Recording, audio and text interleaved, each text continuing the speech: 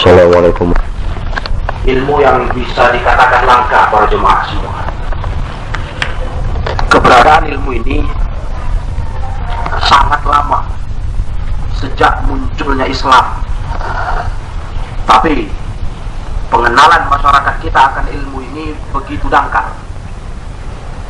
Bahkan kita beranggapan terkadang ilmu ini urusan sampingan, dan Islam bisa tegak tanpa ilmu ini. Kebalikan dari kenyataan yang sebenarnya, Islam tegak dikarenakan ilmu ini. Jadi sangat disayangkan para jemaah yang saya muliakan, bapak-bapak sekalian, staf pengajar yang dimuliakan Allah, dan rekan-rekan adik-adik yang dimuliakan Allah. Puji syukur kita ini adalah sebuah keharusan memang. Di tengah keterasingan umat menggali Islam yang sebenarnya, di tengah-tengah kehidupan umat yang mencukupkan Islam apa adanya, Islam sekedar sholat selesai, tiba Ramadan puasa selesai, yang berharta tiba tahunannya zakat sudah. Di tengah-tengah orang rancu apa yang mau dipelajari awal dulu ketika kita mengenal Islam. Di tengah itu alhamdulillah kita diberi kesempatan untuk memulai kajian ini, dan insya Allah akan dilanjutkan dengan izin Allah subhanahu wa ta'ala. Para jemaah yang saya muliakan, tidak lupa pula salawat dan salam tentu kepada Nabi besar Muhammad sallallahu alaihi wasallam, karena memang sudah menjadi simbol di dalam Islam. Tidak ada Islam dan tidak akan pernah ada Islam kecuali dengan tuntunan Rasulullah, kecuali persis seperti ajaran Rasulullah. Jadi kalau misalnya kita beranggapan Islam itu diserahkan ke masing-masing manusia, ke perorangan, ke individu yang ada, pahamilah sendiri. Para ulama menyatakan dalam seluruh kitab mereka, dari seluruh mazhab yang ada, tidak akan pernah ada Islam kecuali dengan sunnah Rasulullah. Sunnah itu Islam, Islam itu sunnah. Tidak mungkin dipisah jemaah semua, karena Islam yang kita anut ini agama Allah, disampaikan Rasulullah, jadi bukan milik kita masing-masing. Maka dalam mengkaji agama ini kita upayakan, dan itulah keharusannya, kembali kepada dasarnya, kepada Al-Quran, kepada sunnah Rasulullah Sallallahu Alaihi Wasallam. Tadi saya katakan di awal saya buka pertemuan kita ini, ilmu ini ilmu yang sudah sekian lama. Kalau istilahnya Rasulullah dalam hadis yang sahih, alaikum bid-dinil atiq. Kalian ini berpegang dengan agama yang kuno para jemaah. Kalau urusan kehidupan teknologi dunia, silakan dikembangkan, silakan buat kemajuan. Tapi kalau urusan agama, Rasulullah pernah berpesan, alaikum bid-dinil atiq. Bisa dilihat di dalam Sahih Muslim. Kalian ini wajib, kata Rasulullah, pegang agama itu yang kuno, karena tidak akan ada agama kecuali yang dibawa Nabi. Yang tidak dibawa Nabi itu bukan agama. Oleh karena itu, karena kita mau cerita ini kembali ke agama kuno, seperti yang dibawa Rasul Sallallahu Alaihi Wasallam, ibadahnya, muamalahnya, dan seluruh aspek kehidupannya, saya mengajak awal apa yang diajak Nabi Sallallahu Alaihi Wasallam dalam setiap beliau dakwah ke tengah manusia. Apa yang mau diperjuangkan Nabi Sallallahu Alaihi Wasallam setiap beliau terjun ke masyarakat, menyadarkan mereka kembali kepada jalan Allah Ta'ala. Yang pertama itu adalah anna tauhid huwa ifradullahi subhanahu bil ibadah. Ini para jemaah yang saya muliakan, yang diajak Nabi Sallallahu Alaihi Wasallam itu tauhid, itu dasar dalam dakwah Nabi, dan bukan hanya Rasulullah. Kita melihat kepada seluruh sejarah dakwah Nabi Sallallahu Alaihi Wasallam, dan kita boleh buka Al-Quran, nanti saya bacakan ayat-ayatnya. Ketika mereka awal datang ke muka bumi, diutus Allah, resmi mereka diangkat jadi Nabi dan Rasul. Mereka nggak ngajak ke apapun, tidak ngajak kepada daulah Islamiyah, tidak mengajak kepada sholat, bahkan rukun yang kedua di dalam agama kita, rukun Islam, tidak mengajak kepada puasa, tidak kepada haji, tidak kepada lainnya. Yang mereka ajak pertama adalah tauhid. Bagaimana kita hidup ini menyembah semata-mata kepada Allah Ta'ala. Jadi para jemaah yang dimuliakan Allah, mungkin istilah tauhid saja, bagaimana kita bertauhid, itu itu sudah rancu di zaman kita ini. Banyak ngerti, tapi nggak paham maksudnya. Banyak dengar kalimatnya, tapi nggak ngerti apa tujuan tauhid itu. Kadang kita lihat ada pengajian tauhid, kita lihat isinya, subhanallah, menyimpang dari tauhidnya Rasulullah SAW, lari dari ajarannya para Rasul Allah Subhanahu wa Ta'ala. Kita melihat lagi di sisi lain, ada nggak sama sekali dalam seluruh aspek agamanya nggak pernah cerita tauhid itu apa. Ini lebih menyedihkan lagi. Mereka kira tauhid itu urusan yang sudah cukuplah, dengan lahir kita sebagai muslim cukup. Sudah itu, sudah bertauhid. Kan belum ada kita dimajusikan seperti kata Rasulullah, dinasranikan atau diapakan, belum. Sudahlah tauhid itu. Para jemaah yang saya muliakan, jadi untuk memastikan inti agama kita ini tidak macam-macam, dan perlu tahu semua, sepakat para ulama dari mulai abad para sahabat sampai abad sekarang dan sampai kiamat, tentu ulama yang masih berpegang teguh dengan ajaran Rasulullah SAW, semua sepakat yang namanya tauhid itu adalah dakwah pemersatu umat. Jadi kan kita sering dengar banyak pergerakan Islam melahirkan kader-kader Islam, para aktivis dakwah. Kalau kita melihat tujuannya mulia, bagaimana Islam ini satu, sudah sekian terpecah belah ini, bagaimana kita berjalan di atas satu prinsip, satu keyakinan. Bagaimana kita ingin bagaimana ini Islam ini maju, tapi banyak orang lupa apa landasan pijak supaya Islam ini jalan, apa tangganya supaya Islam ini naik. Nah, disinilah para jemaah yang dimuliakan Allah. Maka kita lihat habis-habis umur orang memperjuangkan Islam karena tidak kembali kepada dasar Islam yang sebenarnya. Inti Rasul mengajak manusia, diutus Allah itu apa? Orang melalaikan ini. Akhirnya perjuangan demi perjuangan gagal, walaupun sudah sekian generasi dilahirkan oleh sebuah organisasi, tapi inti Islam itu sendiri gagal. Jangankan untuk orang banyak, individu pejuangnya pun tidak mengerti inti Islam itu sendiri. Para jemaah yang saya muliakan, tadi saya katakan Allah Ta'ala pernah berfirman membuktikan ilmu tauhid itu ilmu dasar di dalam Islam. Tanpa tauhid orang tidak akan guna beramal, sama seperti Nasara, kufar. Tentu kita yakin kebaikan apapun dia buat di dalam Islam itu tidak Allah kira sebagai amalan baik, amalan pahala, tidak. Seorang muslim pun begitu, walaupun dia mengaku status muslim, kalau dia tidak mengerti mengesahkan Allah seperti apa, tidak mengerti dia Allah mau dibagaimanakan ini, hak kita kepada Allah apa, hak Allah atas kita apa, maka sia-sia. Mau kita masuk gerakan manapun, mau kita tegakkan bendera perjuangan apapun, dan maupun kita ibadah bagaimanapun rupa banyaknya, maka keberadaan kita dalam perjuangan ini tidak akan pernah ada pahala. Akan mengutus Nuh kepada kaum, tugasnya untuk menyatakan, aku jelas memberi peringatan bagi kalian. Kemudian apa? Setelah mengumumkan aku pemberi peringatan, pengumuman berikutnya apa? Yang pertama diserukan, Allah ta'budu illallah. Ini jamaah semua, ini Nabi Nuh. Jangan kalian sembah kecuali Allah. Itu awal dakwah Nabi Nuh. Jadi terbukti apa yang sudah disepakati dunia Islam, seluruh para ulama ahli sunnah, Islam yang dasar diserukan bukan apa-apa, tapi tauhid. Buktinya ini, Nabi Nuh menyatakan, jangan kalian menyembah kecuali kepada Allah. Begitu pula kepada Nabi berikutnya, Allah berfirman, wa ila adin aqahum hudan qala ya qaum u'budullah ma lakum min ilahin ghairuh.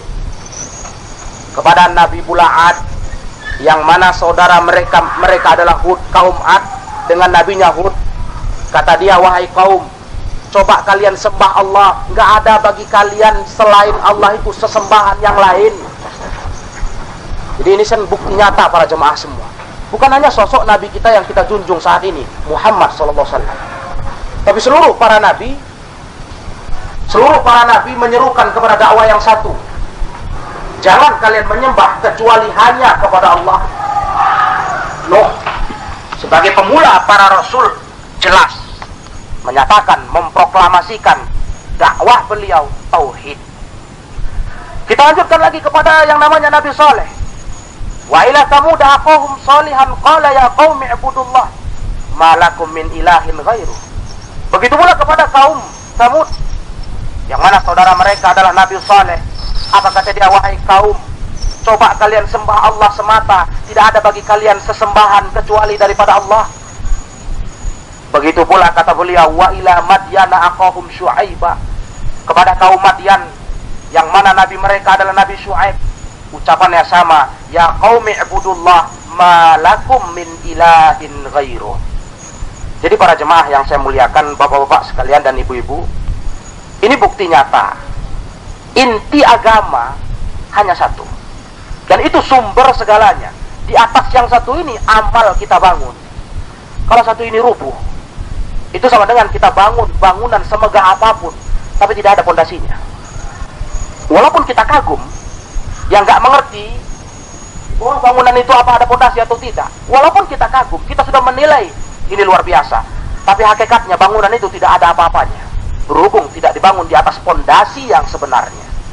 Jadi para jemaah, apa tidak sayang umur kita, hidup kita, perjuangan kita, kemudian segala-galanya yang ada pada diri kita, potensi kita harus habis sia-sia dikarenakan dalam perbuatan amal kita tidak dilandasi dalam pondasi yang benar, di atas kokohnya pondasi yang benar, yakni mentauhidkan Allah Subhanahu wa ta'ala. Oleh karena itu, inilah para jemaah yang saya muliakan, prinsip tauhid, mengesahkan Allah dalam beribadah. Ini sebenarnya prinsip dasar di dalam Islam. Seluruh umat ngerti itu, kalau masih mengikut kepada kemurnian ajaran Rasulnya, paham. Kalau kita melihat Rasul 13 tahun dakwah di Mekah, apa diajarkannya? Tauhid. Tidak turun perintah kepada beliau apapun kecuali tauhid, bagaimana Allah diesahkan.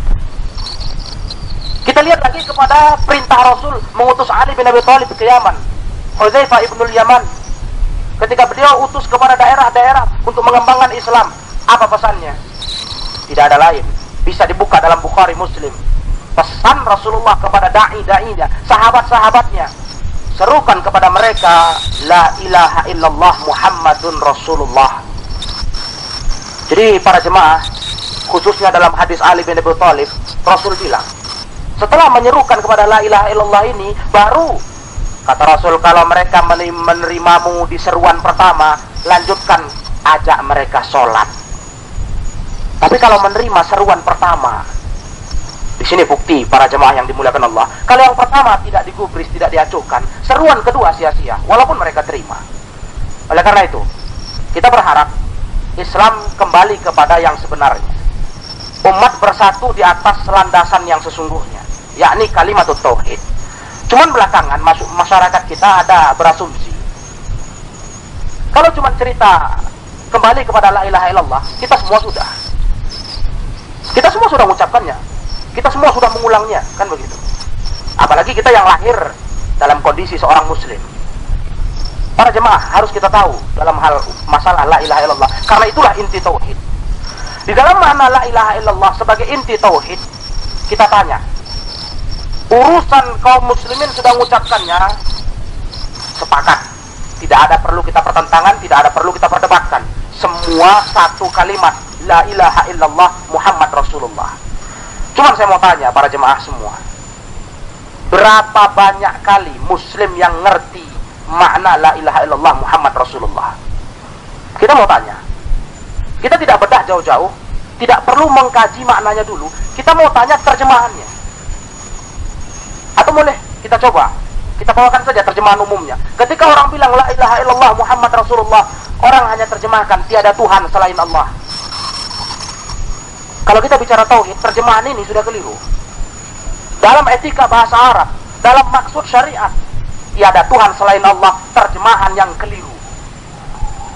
Kita boleh buka bicara ilmiah, kita boleh bedah bahasa Arab, kita boleh buka penjelasan ulama tentang makna ini. Makna itu sudah keliru. Kenapa para jemaah semua?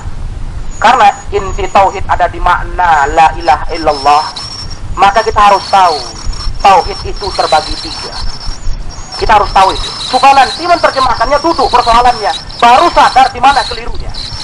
Jadi kadang kita malu kalau kita berkaca ke diri kita yang ceritanya Islam ini, pejuang-pejuang Islam, kadang kita malu menerjemahkan la ilaha illallah aja keliru, apalagi mau cerita lainnya, apalagi mau ceritakan menegakkan Islam di atas segalanya. Karena ada semboyan perjuangan dakwah di masyarakat kita, litakuna kalimatullahi hiyal ulya. Begitu kita berjuang, kita berkorban saat ini supaya kalimat Allah paling tinggi. Apa yang mau ditinggikan para jemaah semua? Kalimat itu tidak kita pahami, padahal itulah inti agama kita.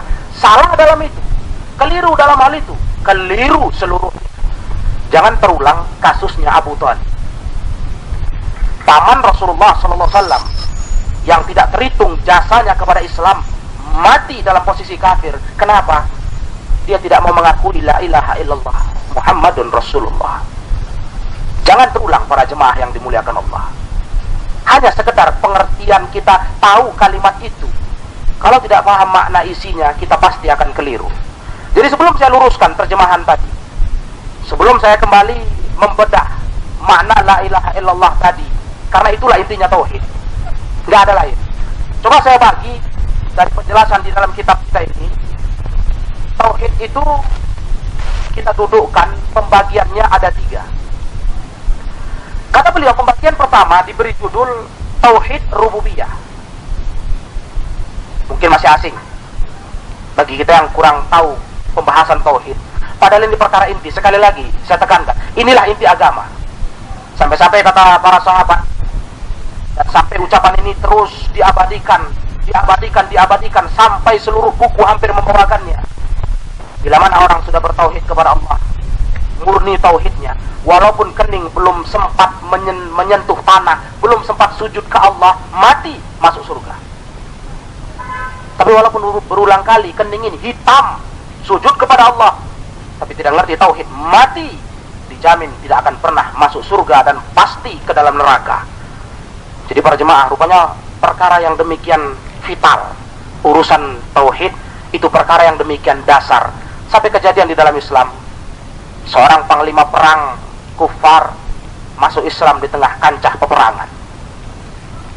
Setelah dia masuk Islam, syahadat, dia bertempur dan perang, mati.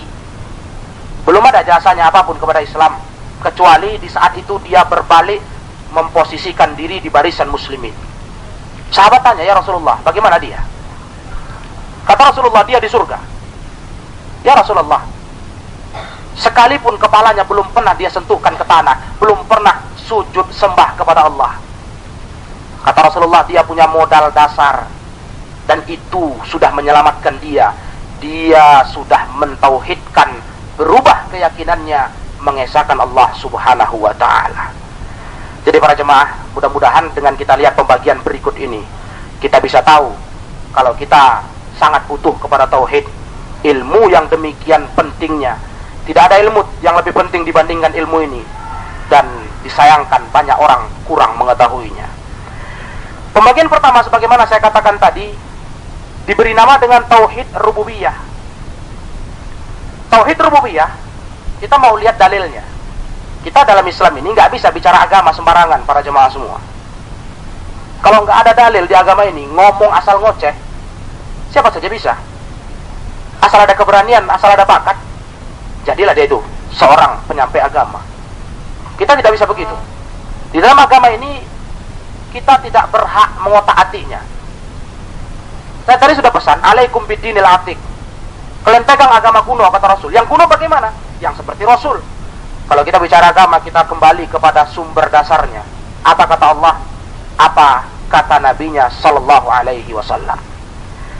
Tentang tauhid rububiyah, Allah berfirman, Allahu khaliqu kulli syai'in. Dalam surat Zumar itu ada di ayat 262. Kata Allah, Allah menciptakan segala sesuatu. Ini rububiyah, pengakuan hak penciptaan milik Allah. Kalau ini musyrikin Arab pun ngerti, para jemaah semua. Yang kita lihat musyrikin Arab diperangi Rasul, perang Badar, perang Uhud, itu paham ini. kalau Allah itu satu-satunya pencipta. Berarti apa kesimpulannya? Kalau umat sekarang hanya yakin itu, Allah lah pencipta, Allah pemberi rizki, Allah pengatur, Allah begini, Allah begitu, bukan Muslim itu. Kalau hanya itu dia yakini. Buktinya, kufar Quraisy diperangi Rasul, diserukan wajib meyakini Allah yang berhak disembah satu-satunya. Nggak cukup hanya ngaku klaim Allah Maha Pencipta. Ini namanya tauhid rububiyah. Atau dalil berikutnya, Allah berfirman, Qul man khaliqu ghairallah yarzuqukum minas sama'i wal ard la ilaha illahu. Kata Allah, siapa kira-kira yang menciptakan selain daripada Allah? Dia memberi rezeki kalian daripada langit dan bumi. Tidak ada sesembahan kecuali Allah Subhanahu wa taala. Jadi di sini Allah kembali menyatakan dirinya satu-satunya. Sampai Allah tanya, siapa coba selain Allah yang berhak dan mampu menciptakan langit dan bumi? Begitu pula Allah berfirman lagi, Tabarakalladzi biyadihil mulku wa huwa ala kulli syai'in qadir.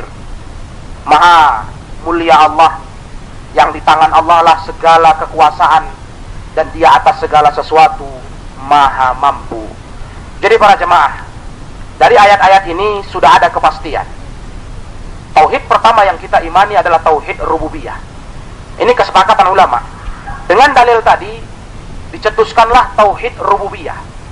Tauhid pengakuan keberadaan Allah sebagai satu-satunya zat pencipta, zat yang mengadakan alam, mengatur, memberi rizki dan semisalnya.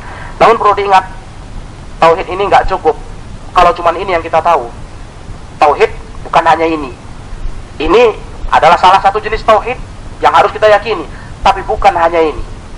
Bahkan tauhid inti ada di nomor 2, yaitu tauhid uluhiyah. Tauhid uluhiyah, kata beliau, ifradullah bil ibadah, bi alla ya'takhidul insanu ma'allahi ahadan bi 'abdi kama ya'budullah aw yataqarrabu ilaih kama yataqarrabu ila Allah taala. Tauhid rububiyah adalah mengesahkan Allah dalam ibadah, yaitu apa? Jangan sampai manusia itu dalam beribadah, dalam menyembahkan sesuatu, jangan sampai dia peruntukkan kecuali kepada Allah. Coba kita tanya, kalau sudah melihat definisi tauhid uluhiyah, coba kita tanya, mengesahkan Allah dalam ibadah, jangan sampai kita jadikan selain Allah itu tempat menyembah, tempat memberikan sesembahan, memberikan korban, tempat berlindung, tempat tawakal dan semisalnya. Sekarang coba kita tanya, masyarakat kita yang katanya muslimin, yang katanya tahu Islam, betul tidak? Sudah belum para jemaah semua dalam urusan yang satu ini, sembelihannya sudah mereka persembahkan hanya ke Allah? Bukan hanya ribuan kasus, jutaan kasus masyarakat muslimin mempersembahkan ke pohon keramat. Jutaan kasus. Ada aktivis Islam menegurnya. Ada aktivis Islam pusing memikirkannya. Yang buat muslimin. Kalau yang buat kafirin, kita nggak ambil peduli para jemaah semua. Ini bukti masyarakat kita belum paham itu apa la ilaha illallah, apa itu Muhammad Rasulullah. Berapa banyak jutaan kasus kita lihat masyarakat kaum muslimin masih meyakini bergantung keselamatannya pada jimat. Berapa banyak? Bahkan ditonton habis, gak ada teguran, gak ada peringatan ketika ada orang mempromosikan menjual murah jimat-jimat. Bahkan di koran-koran kita saksikan bergantung kepada selain Allah Subhanahu wa ta'ala, bukan kepada Allah ta'ala. Berapa banyak para jemaah semua kita saksikan pelanggaran tauhid demikian rupa. Siapa peduli? Siapa yang tahu? Yang mereka buat sudah menghapuskan status mereka sebagai penyembah Allah ta'ala. Karena Allah nggak butuh. Walaupun kita menyembah dia dalam satu sisi, dalam sisi lain kita menyekutukannya, Allah nggak butuh penyembahan kita kalau masih menyembah selain Allah Subhanahu wa ta'ala. Jadi para jemaah yang dimuliakan Allah, setelah tahu tauhid uluhiyah, baru kita ngerti menerjemahkan la ilaha illallah. Tadi ada orang bilang tiada Tuhan selain Allah. Begitu kita lihat kalimat ini, kita sudah heran. Secara aturan bahasa Arab keliru. Kenapa? Al-ilahu, sebelum saya dudukkan dengan penjabaran ilmiahnya, secara bahasa Arab, la ilah, al-ilah, tidak ada pernah al-ilah diartikan kecuali al-ma'bud. Itu sinonim kata. Boleh kita buka kamus bahasa Arab manapun. Al-ilah adalah al-ma'bud, yang disembah. Jadi kalau kita mendengarkan la ilaha illallah, makanya kaum musyrikin Arab anti itu. Rasul sederhana aja.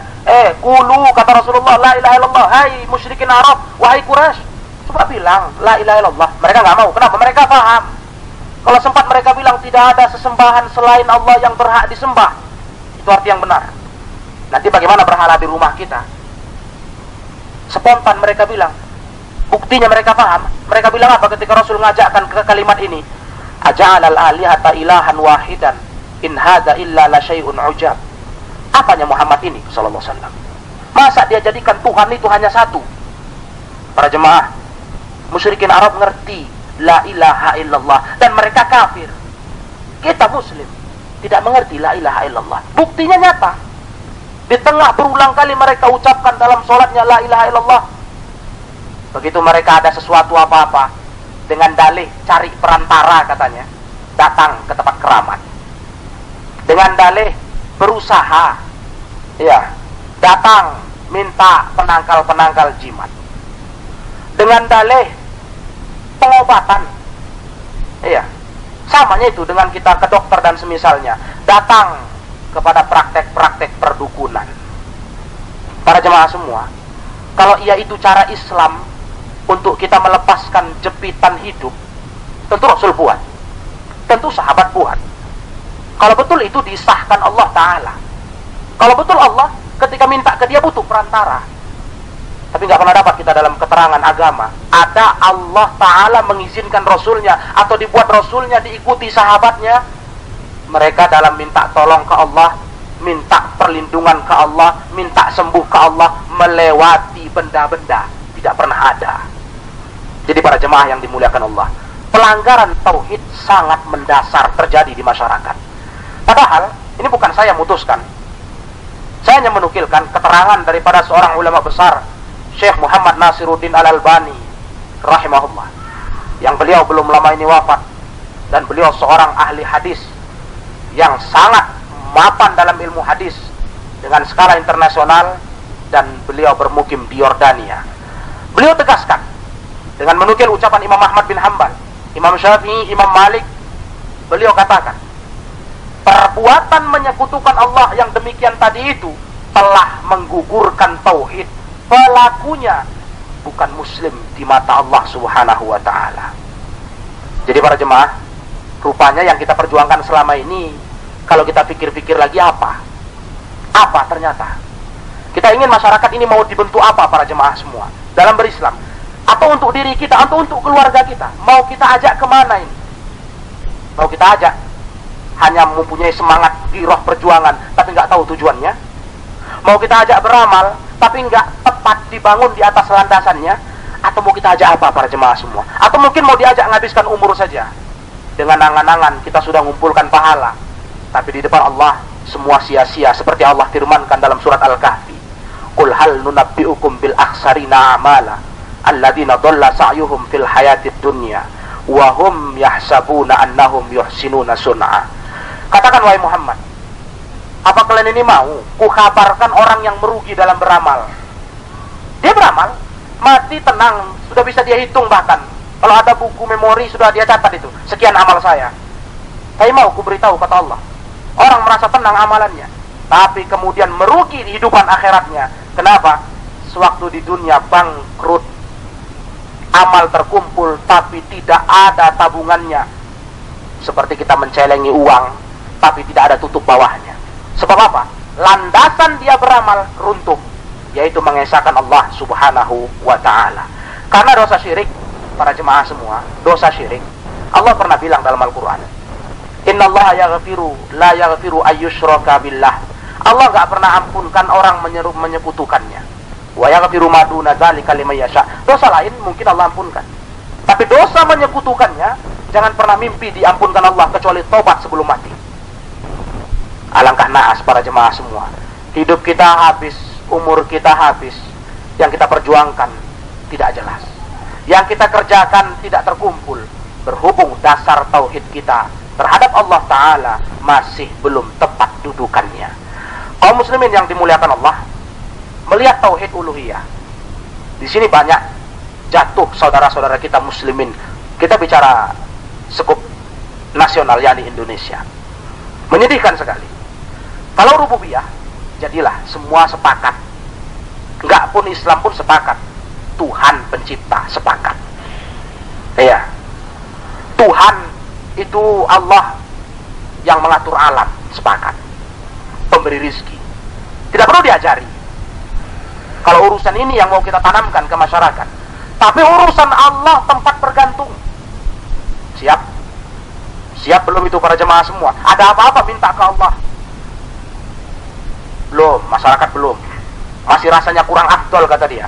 Kalau belum cari sesuatu tangkal jadi pegangan, jadi kantong untuk bahan dalam kantongnya, sebagai istilahnya penangkal. Belum yakin dia itu. Dia bergantung kepada Allah. Apa sudah ini tauhid kita? Apa betul makna la ilaha illallah yang dipegang masyarakat kita? Oleh karena itu, kembali kita kepada makna la ilaha illallah dengan tauhid uluhiyah dalam pembagian kedua. Disinilah letak gugurnya iman seorang muslim. Begitu dia menyekutukan Allah, seperti masalah yang nyata-nyata di masyarakat, yang nggak bisa kita pungkiri, hadisnya sahih. Contoh kasus masalah perdukunan. Ini sangat bertolak belakang jemaah semua dengan prinsip la ilaha illallah. Tapi kita lihat, masyarakat beranggapan itu berobat. Atau mereka bilang yang nggak boleh kan itu Muhammadiyah. Bukan Islam, bukan. Cuman organisasi Muhammadiyah. Mereka tidak mengerti. Ini bukan hukum organisasi ini. Ini bukan hukum perorangan, bukan hukum siapapun. Ini hukum agama. Rasul bilang, man atakahinan fasaddaqahu bima yaqulu.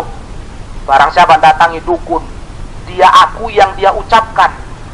La yuqbal salatuhu arba'ina yauman wa fi riwayatin faqad kafara bima unzila ala Muhammadin sallallahu alaihi wasallam. Satu riwayat dibilang enggak terima 40 hari salatnya. Di riwayat lain bilang kafir, tidak lagi Islam dia karena enggak percaya dengan Muhammad sallallahu alaihi wasallam. Ini hukum para jemaah semua. Inilah agama kita. Inilah pelanggaran tauhid yang berserak di masyarakat kita. Tapi siapa peduli? Sekali lagi saya menggugah seluruh jemaah yang saya muliakan dan saya cintai. Siapa peduli yang begini ini? Dan masyarakat merasa ngeri, antipati. Kalau itu diserukan nanti pecah-pecah semua katanya.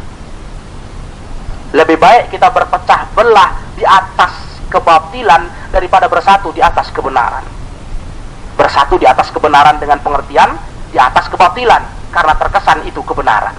Bagus kita pecah belah, kita nggak bersatu, biar. Memang begitulah harusnya kebatilan, harus kita pecah dia, biar. Kita ingin bersatu di atas kebenaran yang sebenarnya, bukan kebenaran yang dianggap benar. Jadi para jemaah, inti persatuan Islam di situ sesungguhnya. Kalau mau bukti, Jazirah Arab ketika Rasul diutus ke sana, Al-Aus wal Khazraj, puluhan tahun anak beranak, ya, cucu ke cucu ke cicit dan seterusnya, perang bunuh-bunuhan, nggak damai-damai. Coba buka sejarah, coba baca, siapa mendamaikan dua kabilah besar ini? Tidak ada lain, dakwah Rasul, dakwah tauhid. Mereka bersaudara di atas tauhid. Sama yakin mereka sesembahannya siapa, sama yakin mereka tempat ngadunya siapa, sama yakin tempat berlindung kepada siapa. Kalau nggak selesai para jemaah semua. Puluhan tahun generasi ke generasi, Al-Aus wal Khazraj, dua kabilah besar, tempur habis-habisan. Datang Rasul, damai, ketika mereka sama-sama mengakui la ilaha illallah Muhammadun Rasulullah.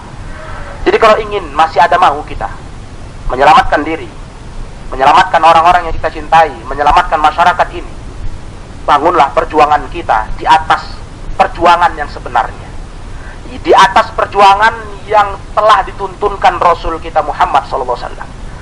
Cuma perlu tahu, makanya banyak masyarakat kita alergi dengan perjuangan tauhid ini. Perjuangan ini terlalu beresiko para jemaah semua.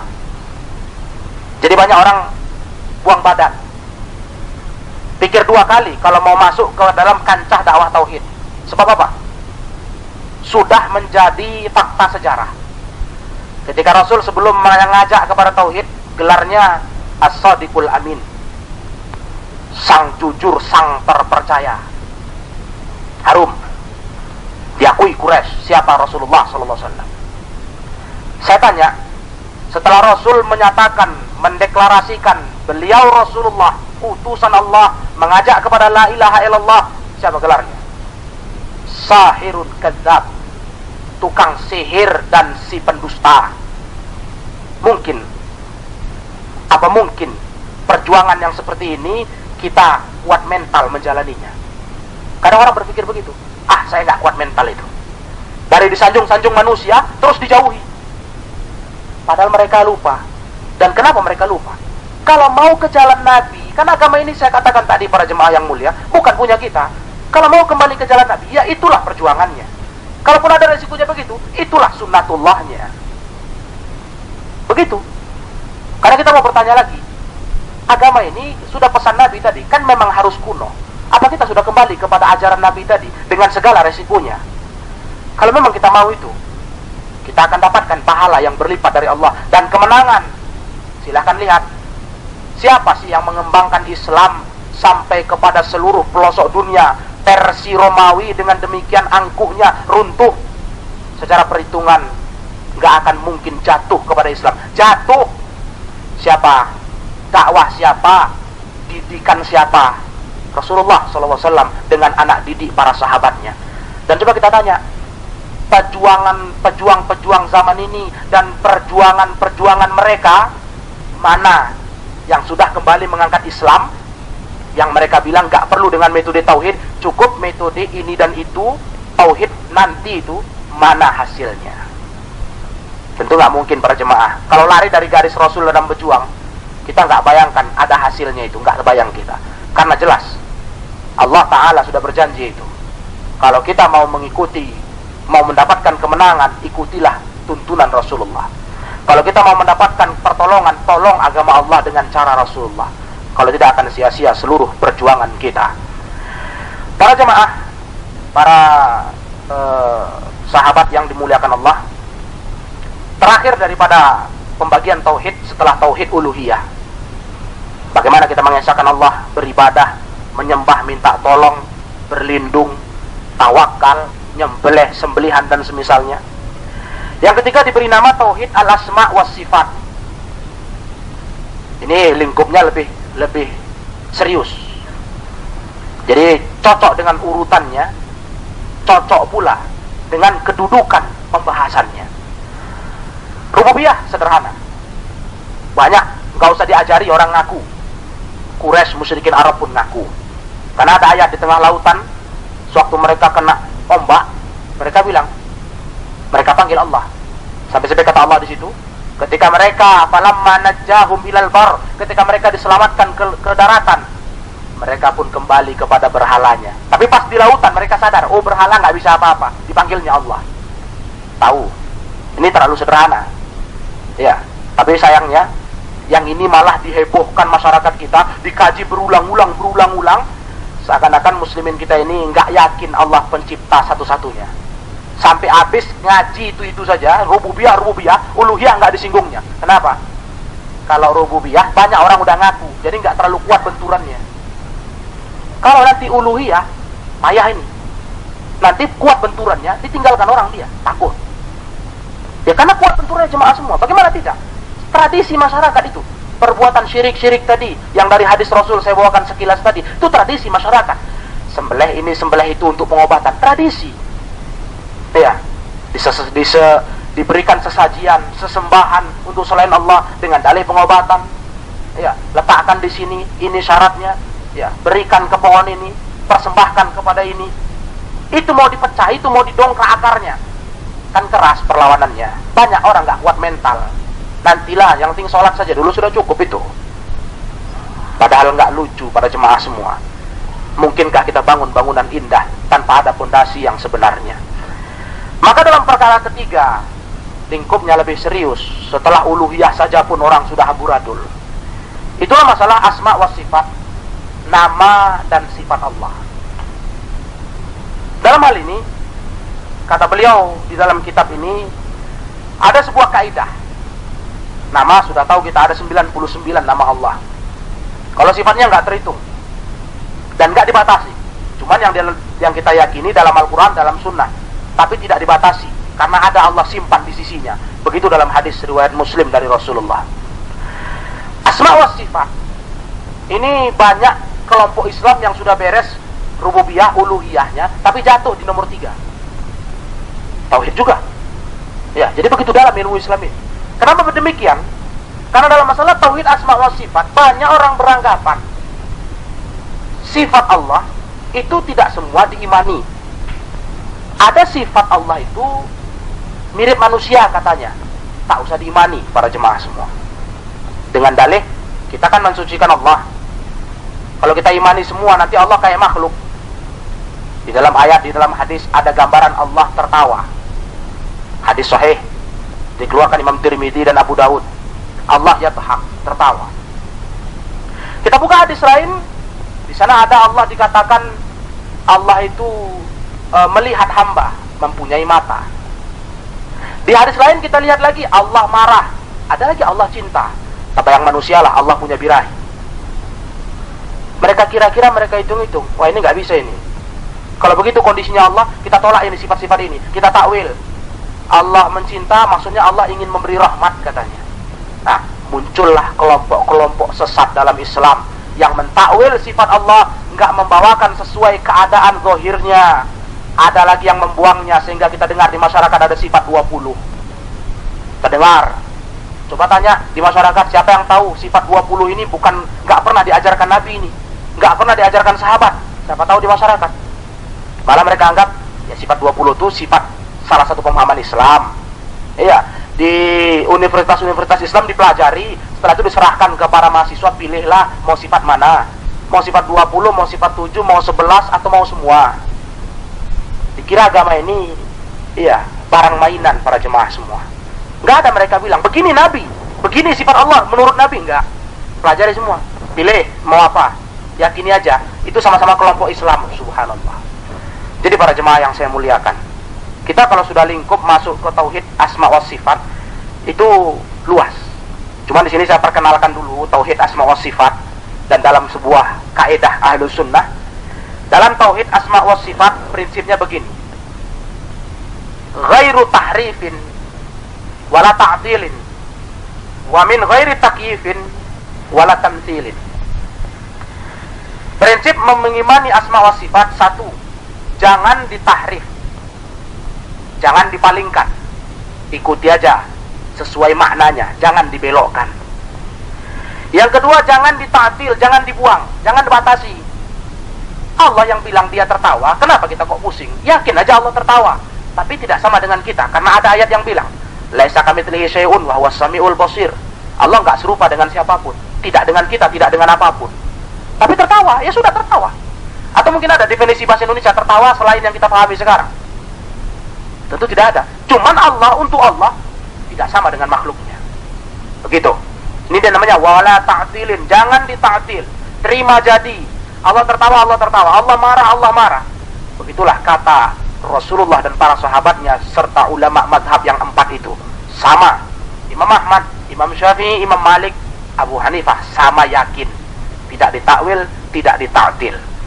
Begitu pula jangan ditamtil, jangan serupakan Allah dengan makhluk. Jangan bayangkan Allah tertawa seperti kita tertawa. Jangan bayangkan Allah marah seperti kita marah, Allah mencinta seperti kita mencinta. Karena Allah jamin dalam Al-Quran tadi, dia tidak ada yang serupa dengan satu apapun. Dia maha mendengar, dia maha melihat. Jadi para jemaah, insya Allah ini, bila mana Allah izinkan kita terus ada mau mengaji tauhid, kajian asma wa sifat itu setelah kita bedah masalah uluhiyah, karena itu runtutannya. Masalah rububiyah, insya Allah semua lapisan masyarakat ngerti Allah itu satu-satunya zat pencipta seluruh alam, pengatur dan pemberi rizki. Alhamdulillah. Cuman yang mau kita bedah habis ini supaya masyarakat kita lurus, terutama diri kita, supaya tahu kita prioritas utama apa di hidup ini. Kita nggak larang, dan malah sebagian ulama bilang fardu kifayah itu mempelajari ilmu dunia. Fardu kifayah artinya harus ada orang yang terjun, mengenal teknologi, iya, mengenal ini dan itu. Perlu. Tapi jangan lupa, prioritas utama kita yang mau dipersembahkan di depan Allah, dipertanggungjawabkan, bukan ilmu dunia. Gak ada bab hadis yang mau ditanya, bagaimana kamu menciptakan ini, bagaimana karya tulismu, karya besarmu, atau karya tanganmu. Gak ada. Awal ditanya Allah di hari kiamat nanti, bagaimana sholatmu, bagaimana kamu menyembah Rabb. Coba para jemaah semua. Jadi yang mau kita persembahkan nanti kepada Allah itu yang mau kita kaji sekarang ini, yaitu bagaimana kita mengesahkan Allah subhanahu wa ta'ala. Karena jangan sampai, kan alangkah sedih, nggak terbayang pun oleh kita sama-sama di depan Allah, di depan pencipta kita, di depan final seluruh masa depan kita. Karena masa depan dunia ini sementara, masa depan hakikat abadi di depan Allah. Berhasil di sana, berhasil selamanya. Gagal di sana, gagal selamanya. Tidak ada lagi istilah menyesal. Kalau masa depan dunia gagal, istilah orang roda berputar, masih ada mungkin besok naiknya, nggak di bawah terus. Iya. Kalau itu yang mau kita kejarkan habis, di situ aja terfokuskan pikiran kita, nggak terpedulikan kita urusan prinsip dalam agama. Nanti masa depan yang sebenarnya nol dan kosong. Untuk apa kita hidup? Kalau ternyata perintah Allah dalam Al-Quran, wa tazawwadu fa inna khairaz zadit taqwa, berbekal sebaik-baik bekal takwa, itu tidak kita punya. Dan takwa itu baru bisa jalan kalau kita mengesahkan Allah Ta'ala. Karena takwa itu apa? Menjauhi larangannya, mengerjakan perintahnya. Bagaimana kita tahu apa larangannya, apa perintahnya? Nyembahnya aja nggak lurus, minta tolong ke Allah aja pun masih ada cabang kepada hambanya. Bagaimana ini? Jadi jangan sampai para jemaah semua kita lari dalam aturan agama ini, dan kita upayakan dengan minta tolong kepada Allah, Allah bantu kita kembali kepada tauhid yang sebenarnya, tauhid para nabi dan para rasul, tauhid para sahabat-sahabatnya. Karena mereka dengan inilah menggalang kesatuan umat manusia. Karena mereka dengan inilah bisa berhasil memperjuangkan Islam.